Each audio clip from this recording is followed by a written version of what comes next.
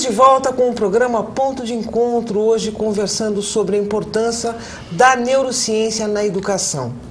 Para o tema temos dois convidados, Dora Megide, professora da Faculdade de Educação da PUC Campinas, e José Messiano Filho, professor do Centro de Ciências da Vida da PUC Campinas e professor também da Unicamp.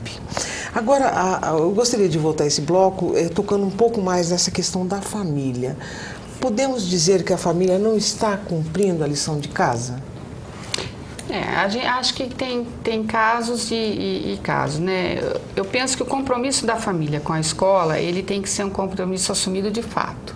Então, os pais, claro que no ensino público isso não é sempre possível, né? Mas é investigar a escola onde eu estou colocando meu filho, de maneira que eu esteja segura de que o meu filho lá ele está sendo acolhido, ele vai receber um ensino de qualidade, ele vai receber uma atenção do professor, dos gestores da escola, da equipe que ali trabalha. E mostrar para ele, para o meu filho, que eu tenho essa preocupação com a escola. Eu conheço a professora, eu sei daqueles meninos que estão lá e eu valorizo tudo isso. Se eu tiver algum problema com a escola, porque as escolas nem sempre são aquilo que deveriam ser, eu detecto, percebo que há algumas coisas ali que merecem uma atenção, eu vou à pessoa competente para isso. Pode ser o professor, achei que de alguma maneira ele não correspondeu à expectativa que eu tinha na relação com meu filho, eu vou direto ao professor. Eu não vou fazer meu filho levar um recado para o professor ou mostrar para ele que de alguma maneira eu não percebo dignidade naquela pessoa. Mas eu vou conversar com o professor, eu vou conversar com o coordenador pedagógico ou com o diretor, não envolvendo a criança. A criança não pode perder o respeito pela escola. E para isso ela tem que perceber que seus pais, que seus familiares, que aqueles com os quais ela convive também respeitam e preservam essa escola. Então, e aí a coisa da preservação da escola, ela vai de todas as maneiras. Desde dessa coisa do contrato que a gente faz, no sentido de dizer a escola é um ambiente importante na educação de uma criança, então um ambiente, como a questão do ambiente físico, então daí vai o não depredar, vai o preservar o mobiliário que está ali, o orelhão que está na porta da escola, o portão da escola, a pessoa que fica atendendo a criança quando ela está chegando. Então, é o respeito que tem que ter com tudo aquilo que diz respeito à escola. Se isso parte de casa, vai minimizando todos os outros processos que a gente tem ouvido falar que, infelizmente, muitas vezes acontece. Não que o pai, a mãe, a família sejam responsáveis por tudo, mas que se começar por esse caminho, muita coisa pode ser dirimida, preservada, isso eu tenho clareza. Tá, Jorge. Professor Nino, qual que é a sua consideração? A família precisa vivenciar a escola. Como a Dora colocou, muito bem colocado, não basta, não é? Para muitas famílias, a escola passou a ser um espaço onde ela deixa o filho por algumas horas e ela está, entre aspas, mais ou menos livre daquilo. Ela deposita ali. Então, isso é um problema muito sério. Ela não reconhece a escola como parte da sua formação. Hoje, né, eu tive a oportunidade, há pouco tempo, de estar fazendo uma visita à Finlândia, que é considerado um dos melhores países pelo PISA na educação, e o respeito e a participação dos familiares na escola é muito grande. Então, o que nós percebemos é que no Brasil não tem essa cultura ainda, se perdeu um pouco. E pela evolução, a mulher hoje foi para o mercado de trabalho, maravilhosamente, e acabou afastando um pouco do cuidado do lar. Então, a escola reforçou esse sistema. E muitas vezes muito pouco valorizado pela própria família, como a Dora falou, que a escola é importante, é um bem público, é um bem comum, que deve ser preservado. Então, sobre esse aspecto, a família tem que participar, tem que estar presente, porque você deixa aquilo que é mais importante para você, o que é mais valioso para você, seu filho. E você deixa na mão de algumas pessoas que você não busca saber quem é, como trabalham, sabe? Então, seria tão importante esse contato, não é? Que existe de uma forma mais próxima na pré-escola, no ensino infantil. Não é? Acaba sempre, olha, é Páscoa, leva o ovo para a professora, aquela troca de carinho. Depois a família vai abandonando, achando que ele já está grande, que ele se vira, e a escola também tem, alguns educadores têm essa sensação também, que ele se tornou adulto, que ele já é grande e que não tem mais a necessidade de acompanhar tão de perto. Mas é um engano. A família compra, muitas vezes, um outdoor bonito, uma propaganda de um brinde por matricular o seu filho ali, não se preocupando com a formação integral que o aluno venha a receber. Não só o conteúdo educacional, mas como o conteúdo ético, que se fala tanto, sabe? A discussão que passa pela formação quanto cidadão. Eu acho que isso é importante. A família tem que estar presente na escola, até para a escola se sentir valorizada, para que os professores tenham também uma noção do que acontece na casa daquele aluno. Por exemplo, você tocou na questão da educação infantil, que existe toda essa afetividade e tal.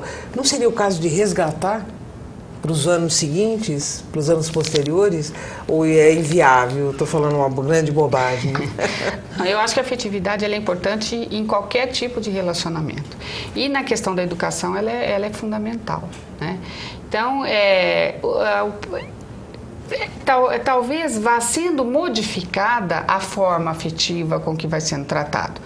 Com certeza a criança miúda, a criança da creche, da pré-escola, ela ainda vai precisar do colo, ainda vai precisar até do cuidado físico. Então, esse achego ele é primordial e não tem jeito. Depois isso vai rareando, né? Então a criança vai ficando maior, mas o abraço, até um olhar de carinho mesmo, ele tem que estar presente sempre. Como pessoas que somos, a gente precisa disso. A gente precisa se sentir, nem que pelo menos por um olhar, amparado, confortado naquele ambiente que a gente está chegando. Sobretudo, porque eu penso que a escola tem que olhar para aqueles que têm as especificidades mais declaradas. Eu costumo dizer que às vezes a gente tinha que pensar a escola um pouco como a gente pensa um hospital, né? Ou pensa a medicina. Tá certo? Você não procura um médico ou você não precisa de um médico quando você tá bom. Não é? Você precisa de um médico quando você tem a sua saúde fragilizada. Então, eu tô aqui com vocês dois, meus pacientes, né? Ele tá ali muito adoecido, eu digo, olha, fazer o quê, né? Mas você que tá legal, você toma mais essa medicação aqui, porque é para você não se descuidar, continuar bem e tal. A escola às vezes faz isso. Eu tenho lá um grupo de alunos e em vez de eu olhar para aquele que efetivamente está precisando de mim, porque tem uma necessidade, um olhar diferente, eu não gosto muito de falar só de dificuldade de aprendizagem. Eu penso que as pessoas aprendem de maneiras diferentes.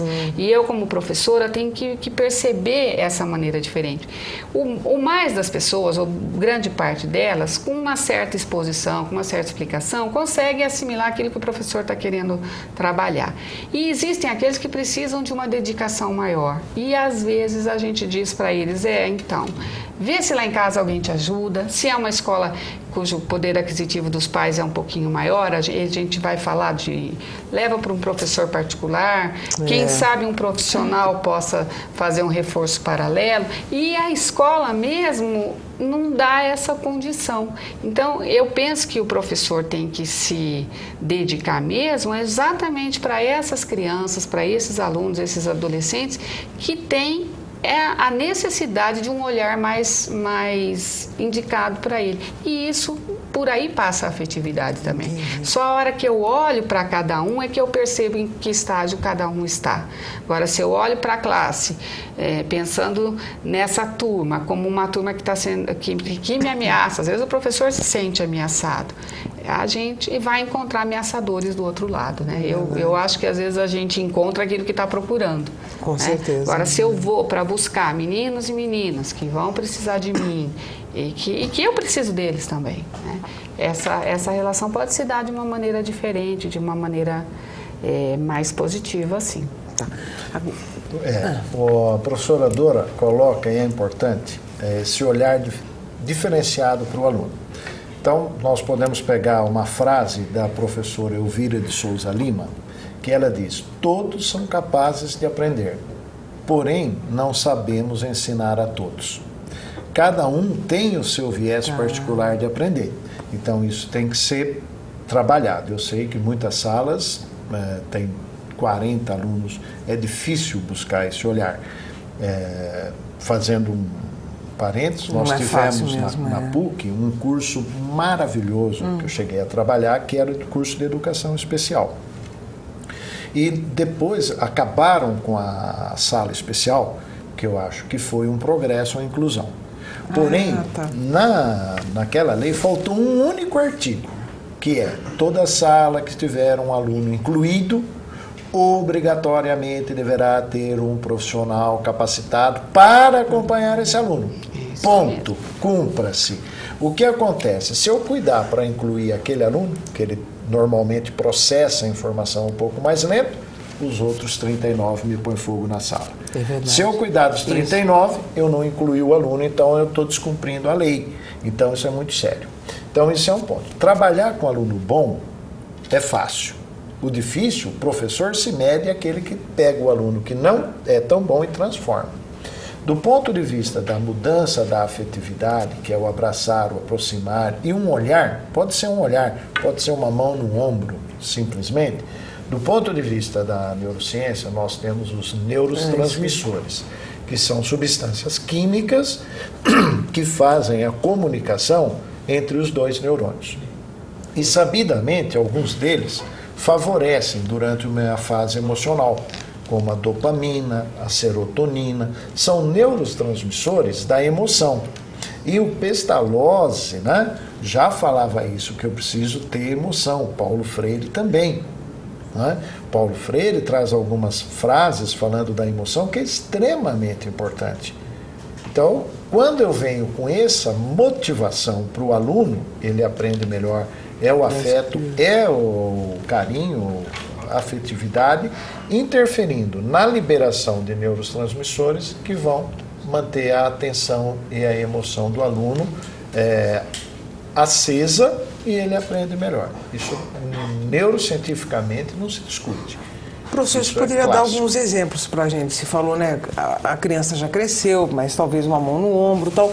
De que outra forma, além de, como a professora Dora falou, identificar, olhar nos olhos os problemas dos alunos, que outras formas de dar essa tranquilidade, de ativar esses campos que nos tranquilizam e façam que faça com que os alunos aprendam melhor? Mostrando para ele que você está preocupado com ele. Mostrando para ele que para você ele é importante. Ele é importante. Não importa de onde ele veio, a origem não quer dizer nada, mas importa que ele é importante para mim. Eu estou preocupado com o quanto você aprendeu. Se não foi bem, você vai recuperar. Você está aprendendo, é importante que você aprenda isso. Se não para agora, futuramente você vai precisar. Então eu acho que é mostrar que ele é importante. Não é apenas ali, eu estou aqui, se eu der minha aula, tudo bem. Se eu não der, também, você está aí ou não está, para mim não vai fazer diferença. Ninguém gosta de ser tratado com indiferença. Isso aí cria um bloqueio cerebral. Quer dizer, quando eu tomo essa atitude passiva, né, deixo de invadir o seu espaço, você perde o interesse por mim e por aquilo que eu estou transmitindo. Então, eu tenho, com o seu consentimento, né, nós só aprendemos com quem a gente permite que ensina, senão eu não consigo entrar. Então, a partir do momento que eu me preocupo com você, nós estabelecemos os fios, estabelecemos os laços de contato, isso daí então vai nos aproximando e acaba criando uma liberação de substâncias químicas, de endorfina, por um lado, por outro, isso bloqueia o sistema simpático e predispõe todo um conjunto afetivo para aprender. Respeitar os limites e a característica